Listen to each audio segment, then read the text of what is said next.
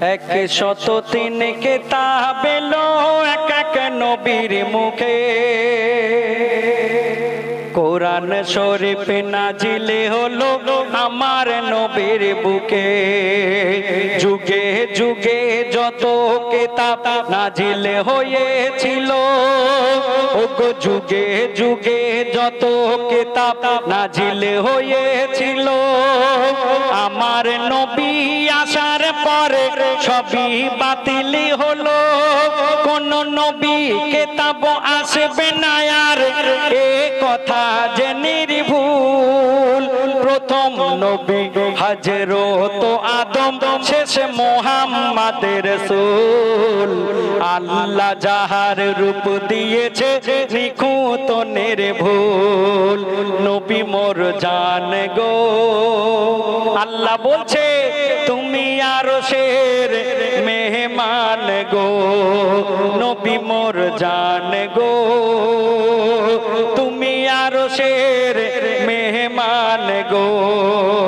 103 কিতাব এলো এক এক নবীর মুখে। কোরআন শরীফ নাজিলে হলো আমার নবীর বুকে।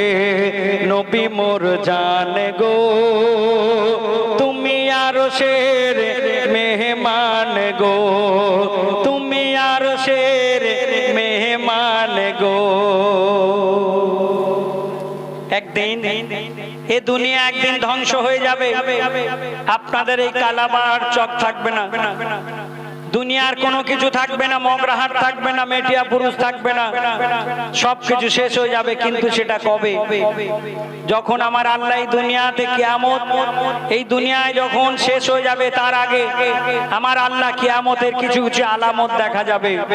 সেই আলামতের মধ্যে কিছু কথা আমার লেখক লিখছে, দেখুন।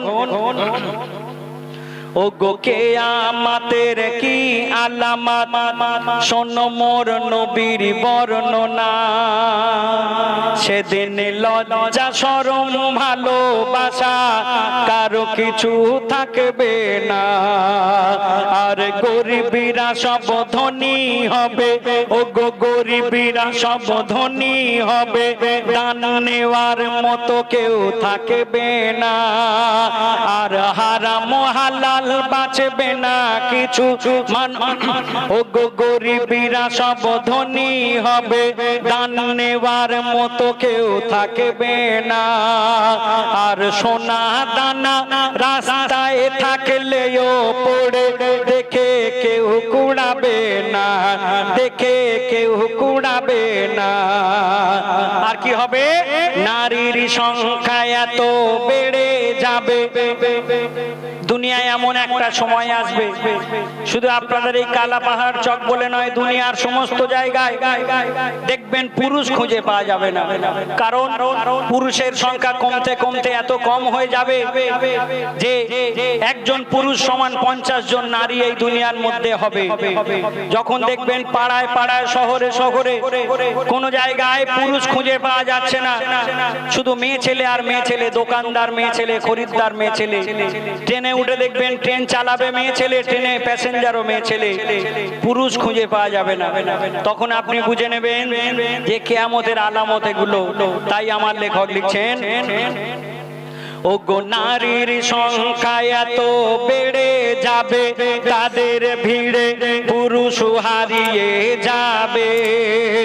আর হারাম হালাল বাঁচবে না কিছু, মানুষ মানুষের মাংস খাবে। ও গো হারাম হালাল বাঁচবে না কিছু, মানুষ মানুষের মাংস খাবে। আর কি হবে? কোরআন থেকে যত হরফ আসমানে ফিরে যাবে। ও গো কোরআন থেকে যত হরফ আসমানে ফিরে যাবে।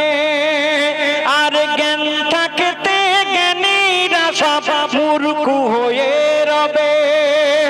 সূর্য সেদিন, ও গো সূর্য সেদিন পূর্বের বদলে পশ্চিমে উদয় হবে। মানুষ যেদিন মোর নবী আর আল্লাহকে ভুলে যাবে, রাব্বুল আলামিন বলবে সেদিন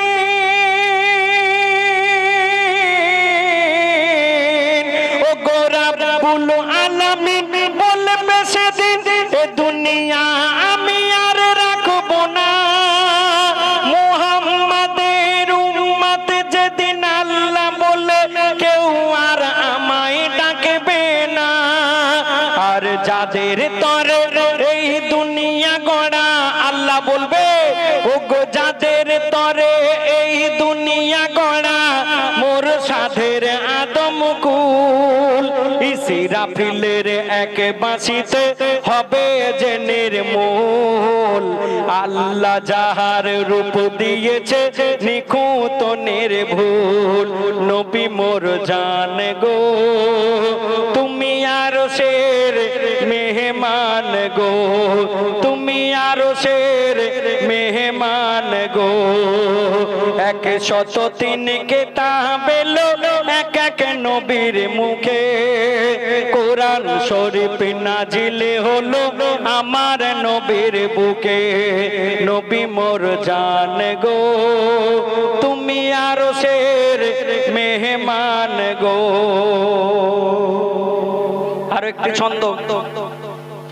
আমরা মুসলমান প্রত্যেকে নামাজ পড়ি, 30 দিন আমরা রমজান মাসে রোজা রেখেছি, আমরা আল্লাহর ইবাদত করি। এই নামাজ রোজা এবং এই মাসে হাজার হাজার লাখ লাখ লোক হজ করতে চলে যাচ্ছে, লাখ লাখ টাকা খরচ করতে। আমরা হজও করি কেন? আল্লাহর ইবাদত পালন করার জন্য। কিন্তু আল্লাহর আরো কিছু কিছু ইবাদত আছে যেগুলোকে আমরা দেখি অনেকে পালন করি না, ছেড়ে দিই। সেগুলো কি বলছে দেখুন। ওগো নামাজ রোজা হজ যাকাত শুধু ইবাদত নয়। ওগো নামাজ রোজা হজ যাকাত শুধু ইবাদত নয়, আর অনেক কিছু ভালো কাজে ইবাদতের সওয়াব হয়। সেগুলো কি? যদি চলার পথে, যদি চলার পথে বড় পাথর পড়ে থাকে দেখে তাকে সরিয়ে দাও। আর দিন বেদিন নাহি দেখে প্যাসাকে পানি পিলাও। অন্ধকে পথ পার করে দাও, অন্ধকে পথ পার করে দাও। ভুকাকে খানা খাওয়াও। অর্থ থাকলে পাশের বাড়ির গরিব মেয়ের বিয়ে দাও। ওগো টাকা থাকলে পাশের বাড়ির গরিব মেয়ের বিয়ে দাও। তবে দান খয়রাত সাদকা করো, ওগো দান খয়রাত সাদকা করো, তবে লোক দেখানো নয়। তুমি দান করে অহংকার, তুমি দান করে অহংকার দিও না নিজের পরিচয়। আর দান কেমন করবে শোনো, বলে মোর নবী মুহাম্মদ। তোমার ডান হাত যদি দান করে যেন জানতে পারে না বাম হাত। আর তোমার দ্বারে অভাবে পড়ে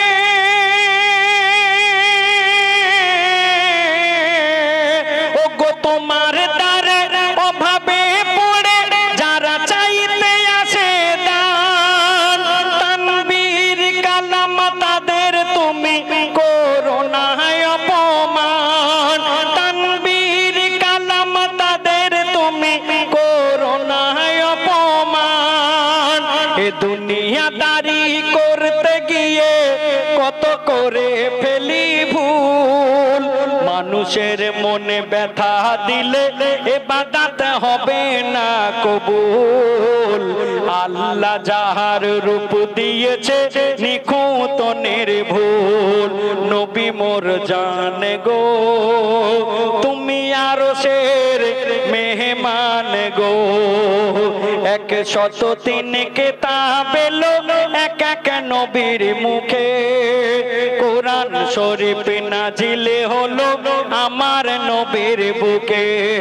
নবী মোর জান গো তুমি আরশের মেহমান গো, তুমি আরশের মেহমান গো।